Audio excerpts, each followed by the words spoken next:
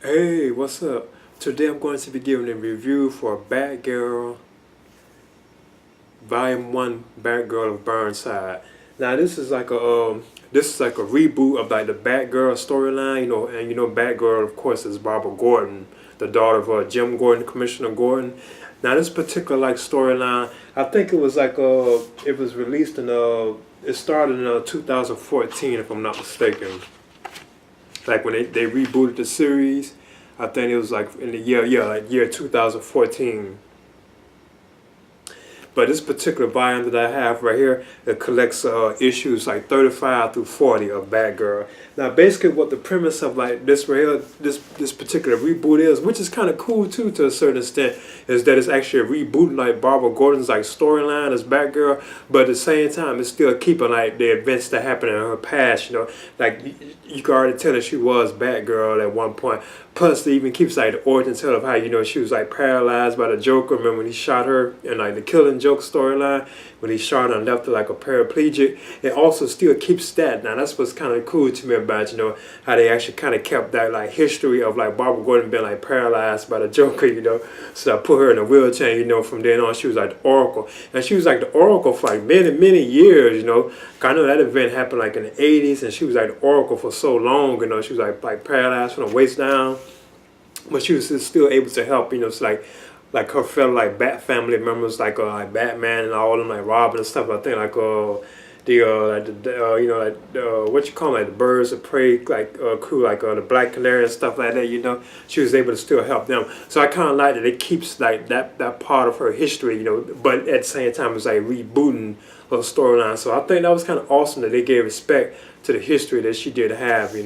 Well, basically, this story deals with the idea of her moving to like a city that's still in Gotham City, known as Burnside. So this is like a neighborhood that exists in Gotham City. And I don't know, I didn't really look into it that much. I don't know if Burnside has been introduced for the first time or not, but I'm not really too sure. But this is my first time I think actually really hearing it, that it was called Burnside, this neighborhood, because it's kind of similar to like Bloodhaven. Bloodhaven is kind of still around Gotham City. It's just like across the bridge, but Burnside is actually in Gotham City. It's like a neighborhood. So she's living in this area now. She done moved from where like the part of Gotham City that she was living in to this side known as Burnside, and she somehow managed to take on her Batgirl persona again, but this time in a new neighborhood. Because events happen, which causes her to become like Batgirl in this new like neighborhood. And plus you have like her friend like Diana who shows up, like the Black Canary. She doesn't really become the Black Canary in the story or whatever like that, but she does be there at times. She even uses her canary cry where she screams and stuff, but she's still there as just like kind of like a friend for like Barbara Gordon. But Barbara, like at the start of like the story, like Barbara Gordon moves into like this apartment like with these like her friends, one of them is known as Frankie, and which is cool. She's an African American girl, and who's like gay. She's like homosexual. I mean, well, like gay basically, whatever. But she's like an African American chick, so I thought that was kind of like interesting. And she's like Barbara's like best friend in the story, besides like Donna, the Black Canary. So yeah, that's what's going on. Basically, Barbara has moved to this new neighborhood known as like Burnside. And she at one point her outfit, her Batgirl suit gets like burned up on like this like mysterious like fire, which involved like Donna, like the Black Canary, which involved her because her stuff was also burned up too as well. So Barbara had to actually create a new Batgirl suit, which is kind of cool looking. I like how it looks like hip and like like modern and stuff.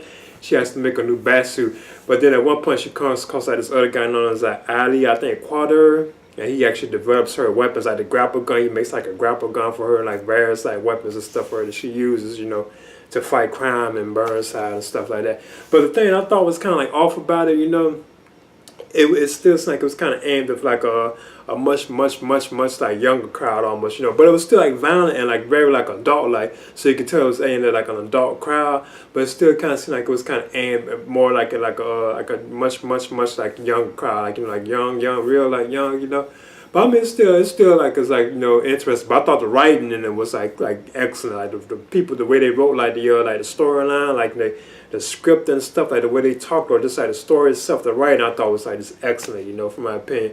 And I could be wrong, but I thought that was kind of like excellent. The artwork in it, I thought was kind of I thought it was okay, but like the moments where Barbara's like it's like very hip. It's like it really exists in this modern age with like the phones and stuff. They have this thing that's kind of like Facebook and like Twitter and tweets, like known as I think they call it Hook. I think that's what it's spelled. It could be Hoke, but I think it's Hook though because it's two O's in there. You know, like Hook. I mean, yeah, like Hook. I think I'm not mistaken. You know, they have their own like different like brands and stuff. Just like how we live in today's world, which I think was kind of cool. You know, like when Barbara's like looking at Texas and stuff when she's on her particular like Hookie page. I think that's what they call it. You know, she gets like likes and like dislikes. You know, you see how many views she got.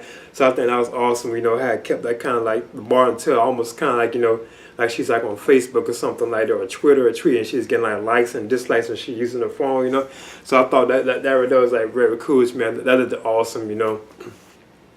But I feel like Batgirl was like just too exposed in the story. You know, she was like everybody knew who she was. She was like very popular in the story. They all knew that she was like paralyzed and all this and that, but they still didn't know who she was. That she was Barbara Gordon and stuff like that. You know, but that's what kind of ruined it. You know, she was like, from my opinion, she was like too exposed. You know, like she was like too well known, for my opinion. You know.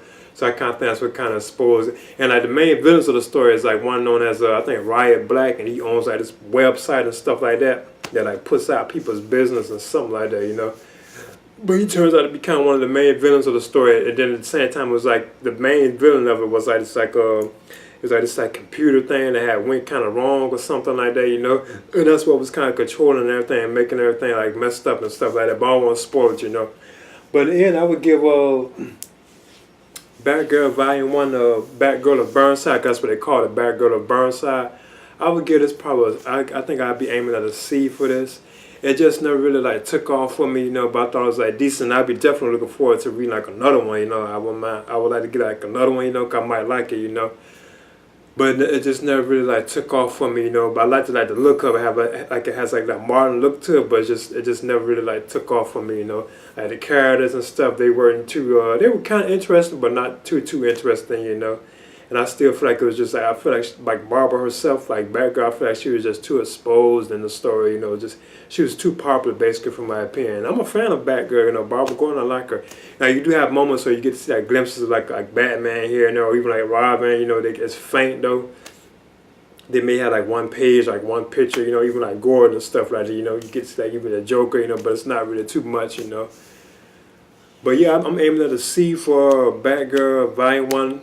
Batgirl of Burnside, and this will be my review. Alright.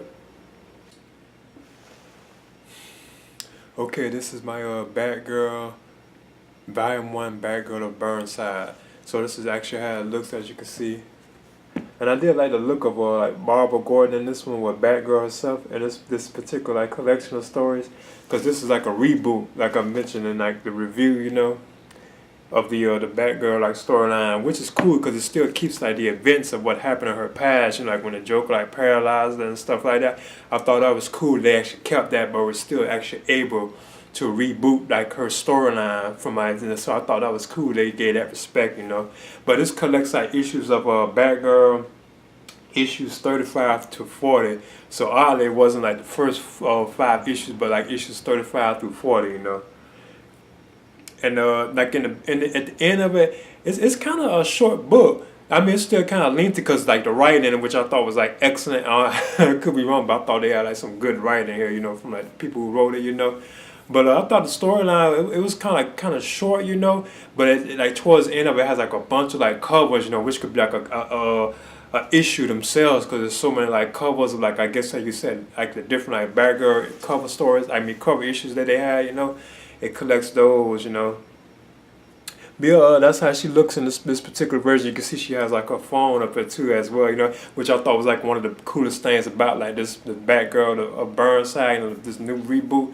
And how it kept like the modern like look to, you know, how like we're living in this day and age with like all this technology and stuff like that. So I thought that was cool that they really had that, like a strong vibe of that in this particular story, and I thought that was awesome the way they did that, you know.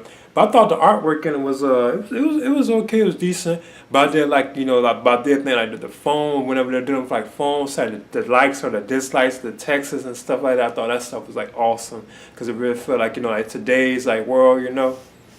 But I thought it was okay. But basically this is it, you know, and this has like an image on the back too of her fighting like one of like the enemies in the storyline, you know. which is based on like a anime television series that Barbara Gordon used to watch as a kid. You know. Okay, so yeah, this is my Batgirl Volume 1, the Batgirl of Burnside, like graphic novel, as you can see right here. And I'm planning on, I'm not planning on, but I'd be willing to read more of these, even though I didn't really enjoy it too much. I thought it was okay, but I'd be willing to read like more of these, you know. All right.